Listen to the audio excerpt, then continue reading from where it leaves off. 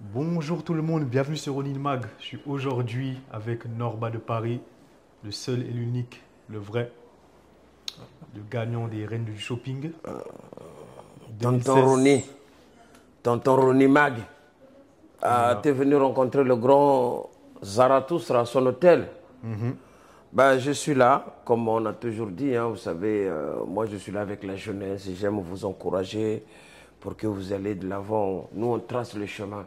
Vous voyez, moi je suis comme celui qui n'a pas de lumière devant, même s'il y a des obstacles, je trébuche, je tombe, mais derrière moi j'éclaire. Quand vous arrivez, vous avez le chemin tout balisé et puis bon, vous pouvez faire ce que vous voulez, quoi. Vous pouvez jouer même au foot si vous voulez. Merci. Donc tu as été connu du grand public parce que tu as gagné les Rois du Shopping en 2016, c'est bien ça? Oui, parce que je sache. Hein. À ce qu'on sait, ouais. Du coup, je te laisse te présenter parce qu'on t'a vu dans l'émission. On aimerait en savoir un peu plus sur toi parce que tu es resté un peu discret sur ta vie privée. Donc, on aimerait en savoir un peu plus sur toi. En tout cas, merci beaucoup, Monsieur Mag. Pour ceux qui ne me connaissent pas, je me surnomme Monsieur Norbert Diomé, alias Norba de Paris, Zarathustra, l'homme de Paris, entendeur de Sama, clair que lago, ima clair que lago, no pont de serre, le frère, quand je me rends aussi beau, je le vis bel et bien. Je progresse grâce à ce Norba sur le côté de métier. Je me parfume mon parabole comme le Sekourouyengo, Zarathustra. Je me prénomme comme ça. Maintenant, débrouillez-vous. Si vous avez retenu quelque chose, c'est bien. Si vous n'avez pas retenu, mais en tout cas, c'est moi. Merci beaucoup. Tu es perturbé, on dirait. Non. Ça, c'est mon blaze. Hein. Tu vois que même mon blaze, il est... Moi, il n'y a rien qui peut me perturber, moi. Alors, qu'est-ce qui t'a poussé à t'inscrire à cette émission? Parce que c'était rare, on ne voyait pas souvent de gens de ton profil. Bon, en fait, en gros, je vais vous faire une anecdote, à vous qui nous suivez. Moi, je n'ai jamais postulé à une émission. Vous voyez, j'étais déjà sapeur depuis très longtemps. Donc, ce qui s'est passé, c'est qu'il y a une grande dame que je salue qui s'appelle Cécilie, qui travaille sur C8. On la salue. Voilà. Donc, Cécilie, elle me suivait sur mes réseaux. Donc, elle regardait les photos que je postais, comment je m'habillais. Elle a trouvé ça assez différent. Et un jour, elle m'a écrit un message en me disant que non, il y a un grand concours. Moi, je suis sur M6 là. Je suis en train de caster. Est-ce que tu peux faire un tour au bureau? Je suis allé là-bas. Et dès que les gens m'ont vu, ils nous ont dit, ça y est, lui, c'est le Blackos qu'on va prendre. C'est lui qu'il nous faut dans l'émission. C'est comme ça que ça s'est passé. Voilà. D'accord. Donc, ils avaient besoin d'un Blackos, comme tu dis. Ils avaient besoin d'un Blackos, mais pas un Blackos ordinaire. Quelqu'un qui s'habille, qui met des choses très différentes. Atypique, quoi. Atypique, voilà, exactement. C'est ça le mot. D'accord. Ouais. Donc, du jour au lendemain, tu as eu une grosse notoriété dans les communautés africaines présentes en France, congolaises, gabonaises, etc. Comment tu l'as vécu, ça? En même temps bien, en même temps mal.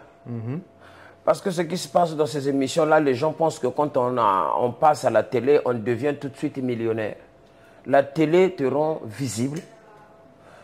La télé te rend célèbre. Sauf qu'il y a des émissions, quand tu vois des émissions comme les Rois de Shopping, ça m'a rendu tellement visible. Mais sauf que les finances n'ont pas suivi. D'accord. Et tu atteins une certaine notoriété. À un certain niveau, tu es obligé d'adapter ta vie en fonction de ta notoriété. Donc, c'est à toi de te battre, de travailler dur, de rouler belle carrosse, d'habiter belle maison, d'avoir de beaux enfants, belles femmes et tout ça. Vous voyez? Et ça, c'est pas facile. C'est un travail de dur labeur. Voilà pourquoi vous remarquez que la plupart des rois ou des reines de shopping qui sortent sur M6 ne sont pas connus. Je ne sais pas si tu peux m'en citer un roi ou une reine de shopping que toi tu connais. Moi j'en connais un, il est là. Voilà, alors qu'il y en a beaucoup. Il y en a beaucoup. Il y a même une dame là, une Camerounaise, elle est aussi reine de shopping. Bon, aujourd'hui elle est devenue journaliste, elle aussi elle se bat. Mais en tout cas, c'est une émission qui te rend célèbre tout de suite. Donc on te balance dans la rue et puis débrouille-toi. Donc c'est à toi de maintenir ton niveau de notoriété. Voilà. Mais en tout cas, merci à M6. Merci à Christina Cordula. C'est quand même un coup de pouce. Je suis devenu ce que je suis aujourd'hui. Je fais le tour du monde à travers la SAP. C'est un petit peu en partie grâce aussi à ça. Donc ça m'a rendu service. En plus, j'ai cru comprendre que tu étais artiste. Est-ce que ça a été pour toi un tremplin?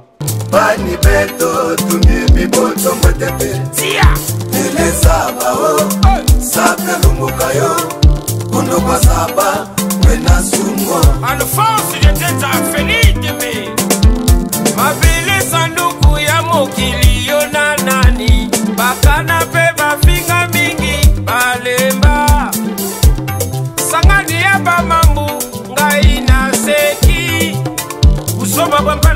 papa ye. Alandaka kolo na iti na se ya mabele soka ba famille. Pour ta carrière? Non, pas le tremplin, c'est-à-dire la carrière artistique, c'est musicale, vous parlez, ou soit l'émission? Non, ta carrière musicale, parce que tu fais de la musique à côté aussi. Non, pour moi, la musique, c'est pas un tremplin. C'est aussi comme mon deuxième métier, parce que moi, j'ai commencé la musique avant. Très jeune. Très jeune, je partais à l'église, je jouais à la batterie, et j'ai perfectionné cela. Et j'ai persisté dessus. J'ai commencé à jouer la batterie, à accompagner des grands musiciens. Et j'écris beaucoup de textes. Et je compose bien. C'est ce qui m'a emmené, comme on dit, c'est en forgeant qu'on devient forgeron. Je suis parti de l'instrument et j'ai fini comme chanteur. Donc j'arrange mes musiques, je travaille aussi en collaboration avec des arrangeurs. Donc je suis vraiment un musicien. Un musicien. Voilà, vous savez, un musicien, c'est pas celui qui chante. Un musicien, c'est celui qui sait jouer à un instrument de musique. Moi, je joue à la batterie, je me débrouille un petit peu à la guitare et je chante. En plus, j'arrange mes musiques. Donc quand vous prenez les chansons comme Norbaptisé,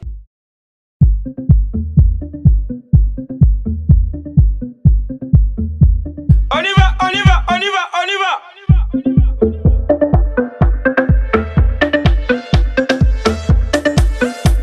Yes. Bien habillé, harmonisé, néglige et maîtrise et dia danse. Formalité. On va les normatiser. vous prenez des chansons comme Couleur ébène. C'est le king, c'est la douce là. L'homme du Kosomo Zobiero. T'as ça toi. Est-ce que t'as ça? Est-ce que t'as ça? Est-ce que t'as ça?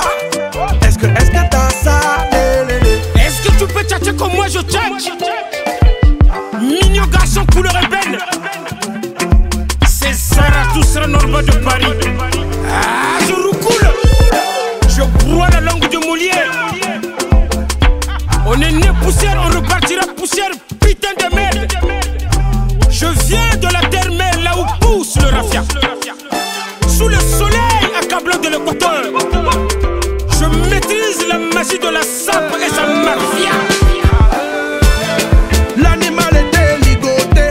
Toutes ces musiques-là, oui, je suis de beaucoup dessus et j'ai fait des collaborations avec d'autres artistes, oui. C'est vrai qu'il y a eu, quand tu as dit Norbaptisé, ça m'a rappelé une chanson de Niska et Maître Gims. À un moment, il dit Norbaptisé. Est-ce que c'était une référence à toi? Oui, c'était une référence, mais justement, c'était une référence parce que Niska, étant congolais de Brazza, en fait, lui, il savait, parce que sa mère connaissait les sapeurs. Donc, quand on a lancé, quand Gims a composé la chanson Sapé comme jamais, il a fait appel à Niska. Niska, quand il est arrivé en studio, il a dit non, il fallait mémoriser quand même l'icône de la sape. Voilà pourquoi il m'avait dédicacé Norbaptisé. Maintenant, il s'avère que Gims n'était pas dans le game de la sape et tout. On ne le connaissait pas à cette époque-là. Et la personne qui a boosté la chanson Sapé comme jamais, c'est celui qui est assis à côté de vous. Parce qu'il fallait quand même qu'il y ait un sapeur pour venir parler de l'idéologie de la sape qui est très vaste sur Skyrock. Et d'ailleurs, c'est l'un des meilleurs Skyrock jusqu'à aujourd'hui. Il n'y en a aucun qui l'a détrôné. Le meilleur Skyrock, parce qu'on était là, il y avait Gims, il y avait Niska, il y avait moi. Et ça a cartonné. Et ben, du coup, ça fait péter la chanson Sapé comme jamais de Maître Gims, que je salue, qui est un frère. Je suis en très bonne relation. Récemment, j'étais invité à l'UNESCO avec son père. Parce que moi, si tu veux, je suis le petit. C'est-à-dire, quand on dit le petit, vraiment, le papa de Gims. Donc, les Gims, moi, je le considère comme mon fils. D'accord. Dadju comme mon fils. D'ailleurs, j'ai des images où Dadju, il court derrière moi. Tonton Norba, tonton Norba. Mais je n'ai jamais posté ces images-là. Je vais te les montrer en privé. Tu ne vas pas te rendre compte que c'est Dadju. D'accord. Tu vois? Aujourd'hui, il est star. Vraiment, je lui souhaite bonne chance. Mais ce sont mes petits frères, ce sont mes enfants. Des enfants, ouais. Voilà, donc je leur souhaite bonne chance. Ouais. Je crois que c'était en 2007. Tu étais l'invité de Pascal Pro sur CNews. Yeah. Waouh! Oh là là, tu as été chercher loin, toi. T'es vraiment bien, t'es bon, toi. Donc il y a certaines personnes de la communauté qui ont pu identifier un certain mépris de sa part. Toi, comment tu l'as ressenti? Mépris par rapport à ce qui s'était passé. Par rapport à la SAP, j'ai l'impression qu'ils ne connaissent pas vraiment le sujet, et, le mouvement. Donc il y avait un peu du mépris. de la part de Pascal Pro, c'est ce que certains ont pu remarquer. Bon, ce qu'on va appeler ça du mépris, c'était vraiment pas du mépris, c'était plutôt de l'étonnement. Ils étaient étonnés parce qu'ils n'ont jamais vu ça. Vous savez, il y a certaines personnes, quand tu leur dis qu'une paire de chaussures qui coûte 6 000 euros, ça les choque. Donc, le fait que j'avais mis sur moi une veste qui valait 1 800 euros, qui est quand même au-dessus du SMIC, ça avait choqué. Donc, il fallait quand même certaines explications. J'ai essayé d'expliquer comment on fait pour... le seul secret, c'est le travail, quoi. Mais c'était vraiment pas du mépris. Pascal Pro, c'est un ami. On en a parlé longuement et d'ailleurs l'émission a fait un carton. Hein. Exactement. Et l'émission a fait un carton et je pense que ça s'est bien passé à la fin. Quoi. Il ne faut pas seulement voir le côté négatif des choses. Comme je dis, l'animal a souffert. Aujourd'hui, les défenseurs des animaux, ils se plaignent. J'étais avec Cyril Hanouna sur C8. J'ai bondé une paire de chaussures en crocodile. J'ai fait l'animal a souffert. Ça fait un tollé. Un tollé, les défenseurs des animaux se sont énervés. Dans tous les journaux, le lendemain matin, c'était grave. Et donc, ils avaient même voulu manifester de façon que je sois viré de l'émission. Carrément. Carrément. Et Cyril Hanouna a refusé cela. J'étais maintenu. Et tout fin de compte, j'ai expliqué le pourquoi. Quand je dis l'animal a souffert, parce que c'est tabou. Vous savez très bien que l'industrie vestimentaire au niveau de France, c'est celui-là qui pompe des milliards à l'État français. Et il y a des fermes aujourd'hui qui élèvent des animaux à usage vestimentaire. Donc, au contraire, moi, c'est une forme de dénonciation. Parce que tout ce que je fais, c'est réfléchir. L'animal a souffert, ligoté, bâillonné, les yeux bandés pour éviter le stress, décapité vif. Même mort, l'animal reste agressif. Si je pose un crocodile là, même s'il est mort, comme on dit, même s'il est décédé, tu n'auras pas le courage d'aller le toucher. Tu sais, beaucoup de gens parlent mal. Toi, tu es propre, tu es bien habillé comme ça. Merci, c'est gentil. Mais tu sais que le reflet que tu renvoies vers les autres, ça peut énerver certaines personnes. Donc, c'est pour ça que les autres, ils disent d'autres communautés, à vous, la SAP là, normal, dès que tu as des baskets fila comme ça, ou toi, tu es en Nike, tu aimes bien te montrer, ou bien Polo Ralph Lauren, je dis, mon frère, il ne faut pas parler comme ça. C'est parce que tu n'as pas. Si quelqu'un t'offre un caleçon Versace, c'est sûr que tu vas descendre ton pantalon pour que les gens le voient. Donc, ce n'est pas bien de parler comme ça. Le jour où tu auras, tu vas le montrer. Tu vas le montrer aussi. Voilà. Ouais. Mais il y a quelque chose qui n'est pas vraiment compréhensible, c'est que les gens que te reprochent de prendre des vestes à 1 800 euros, c'est des gens qui sont d'une certaine aisance financière. Donc pourquoi ces gens-là sont étonnés alors qu'ils ont les moyens de l'acheter mais ils ne le font pas? C'est justement, c'est un problème de passion. Moi, ces gens-là, je les comprends. Tu vas voir quelqu'un qui met son petit jogging et comme ça, il ne met pas beaucoup d'argent dans les vêtements, mais ça se pourrait, il adore les bagnoles. Tu vas voir dans son parking, peut-être il a garé une Maserati. Et moi, je ne me vois pas m'acheter une Maserati. Je vais remplir ma chambre des pièces parce que je sais que le vêtement, c'est l'ami fidèle de l'homme. Parce que la bagnole est tombe en panne. Mais le vêtement, c'est celui-là qui t'accompagne tout le long de ta vie. Quand tu nais, on te met des couches. Tu grandis, tu as toujours le vêtement. Tu vois? Et c'est le vêtement qui va t'accompagner jusqu'au dernier jour de ta vie sur terre, dans le cercueil. Tu vas mettre un costard. Et quelque chose comme ça, les gens ne veulent pas le respecter. Le tissu a une puissance. Voilà pourquoi j'implore toujours la puissance du tissu. Même quand je parle du tissu, je suis tellement heureux. Il n'y a rien au monde qui me rend heureux à part le vêtement. Tu vois ce que je veux dire? C'est un problème de passion. Il y en a, il a des moyens, il va acheter peut-être 4-5 maisons. Mais ça ne veut pas dire que quand on aime le vêtement, il ne faut pas acheter une maison. Un homme doit avoir une maison et tout ce qui va avec. Mais je me vois mal aller mettre, je ne sais pas, 10 000 euros dans une moto. Mais je serais par contre plus à l'aise de mettre 10 000 euros dans une paire de chaussures. Chacun son truc. Chacun son truc, c'est ça. Il faut juste faire la part des choses. Exactement. Donc tu es d'origine congolaise, de Brazzaville. De Brazza, 242 ne tombera jamais. Avec mon président Denis Sassou Nguesso qui est là-bas au calme. Avec les opposants aussi qui ne sont pas contents, qui sont aussi de l'autre côté. Donc nous sommes tous unis dans notre guerre. Mais 242 ne tombera jamais. Et qu'est-ce que tu penses de la division entre, comme tu dis, 242 et 243, donc République démocratique du Congo? Je vois beaucoup de débats sur les réseaux, sur Internet, etc. où certains se disputent le fait d'être des vrais Congolais, etc. Qui sont les vrais Congolais au final? Ben, parce qu'ils ne connaissent pas l'histoire. S'ils connaissent l'histoire, il n'y a jamais eu de division. C'est un même peuple, ça s'appelle le peuple Congo avec un grand K. Avec l'Angola aussi, c'est ça? Voilà, l'Angola, le Congo, le Gabon, tu sais, à l'époque, il n'y avait même pas de frontières, c'était des petits chemins. Tu vois, tu quittais au Congo, tu partais au Gabon, c'était le Congo dont le royaume se situait en Angola.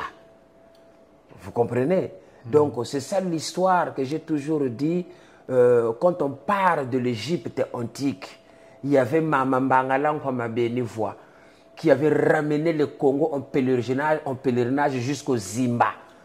Bon, le Zimba, je vais te l'expliquer en français, ça veut dire sanctuaire. C'est l'actuel Zimbabwe. Quand ils ont échoué en actuel Zimbabwe, l'esprit ancestral est descendu. Ils ont dit, c'est pas notre terre ici, il faut découvrir la terre promise. C'est là où l'étoile filante est apparue et ça a éclairé l'Angola. Ils ont découvert le royaume Congo. Donc nous sommes des Congos. Il n'y a pas la différence entre 243, 242, nous sommes un même peuple. Donc nous devons être unis. L'homme blanc est venu, l'explorateur est arrivé, il a scindé les pays. Ça, c'est d'après la conférence de Berlin. Bon, après, on le subit jusqu'à aujourd'hui. Donc on ne va pas non plus bifurquer sur un lien politique, mais en tout cas, il n'y a pas de différence. Maintenant, il y a des conflits de compétences. Ça, oui. Parce qu'un Quinois, il va te mettre des pièces à 20, 25 000 euros. Un Congolais, il va s'habiller peut-être plus moins cher que ça, mais par contre, il va classer ses couleurs. Les Quinois classent mal les couleurs. C'est ça la différence. C'est ça, voilà pourquoi on s'entretue, mais c'est deux looks bien distincts. Voilà, c'est ça. D'accord. Ben écoute, merci beaucoup Norba, c'était un plaisir d'échanger avec toi. C'est moi qui vous remercie. Est-ce que tu as des réseaux sur lesquels on peut te suivre? Je suppose que oui. Mes réseaux, oui, bien sûr, bien sûr. Mes réseaux, c'est Norba de Paris officiel partout. Instagram, vous tapez Norba de Paris officiel, vous allez voir ce qui se passe là. TikTok, c'est Norba de Paris officiel. Facebook, ma page Norba de Paris officiel. Donc YouTube, Norba de Paris officiel. C'est là que vous devez venir pour commencer à apprendre. D'ailleurs, ce dernier temps, puisque le 22, j'ai un grand concert avec le Wenge Musica, que tous les Congolais connaissent, ici à Paris, à la mairie d'Aubervilliers. Donc, c'est là. Et faites de sorte à venir apprendre. Donc, dans pas longtemps, vous allez voir la création de la marque Norba de Paris, bientôt qui sera en ligne, avec des vêtements, mais bon, ça ne va pas être des vêtements abordables à monsieur tout le monde, parce que la pièce la plus moins chère, elle va coûter peut-être minimum 1500 €, parce que c'est dans le grand luxe. Voilà, la marque Norba de Paris, qui va voir le jour. Ça va commencer sur Internet, et après, bon, il y aura un magasin ouvert à Paris, pignon sur rue, pour que les gens y viennent. On va travailler dans le conseil vestimentaire. Il faut que les gens apprennent à nouer la cravate. Vous savez, la cravate, si tu ne sais pas nouer une cravate, ça veut dire que tu es un taureau mal habillé. Ouais, la cravate, qui est le bout de tissu qu'on noue autour du cou, est signe de haute distinction. Vous voyez, partout où on va, même quand on va siéger à l'ONU, il faut une cravate. Si aujourd'hui tu veux épouser une femme, tu ne mets pas la cravate, tu ne l'épouses pas. Tu vois la puissance du tissu? Je vois exactement. Est-ce que je ne sais pas si tu comprends la puissance du truc? Je capte. Expliqué comme ça, j'ai capté direct. Voilà. Tu vas faire ton mariage, tu vas épouser ta chère aimée, et tu n'as pas de cravate. Attends, il y a un problème là. Donc c'est ça, exactement.